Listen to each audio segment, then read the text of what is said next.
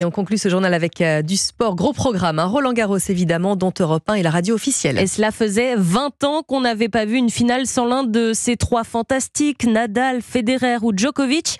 C'est donc une finale inédite qui attend les spectateurs du central de la Porte d'Auteuil. Et aujourd'hui, elle opposera cet après-midi l'Allemand Alexander Zverev au jeune Espagnol Carlos Alcaraz. Inès Zegloul. Le premier joueur à rentrer sur le court n'a que 21 ans. Il est numéro 3 mondial. Carlos Alcaraz!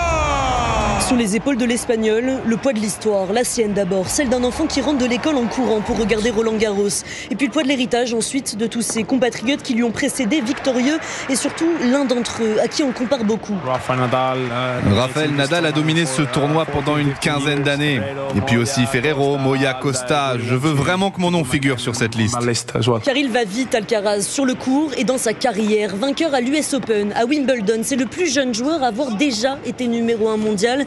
Et pour sa première finale ici, Porte d'Auteuil, on s'attend tous les deux à une très grosse bataille. il affronte Alexander Sacha Zverev, l'Allemand décidé à franchir le cap Grand Chelem et oublier les souvenirs. Être sorti de ce cours sur blessure en fauteuil roulant il y a 2 ans, ça m'a forgé. Et si au final j'arrive à soulever ce trophée, ça voudra dire beaucoup de choses pour moi. Zverev Alcaraz, au compteur, 9 rencontres entre les deux hommes. Pour l'instant, avantage Sacha, l'Allemand mène 5 victoires contre 4 pour l'Espagnol.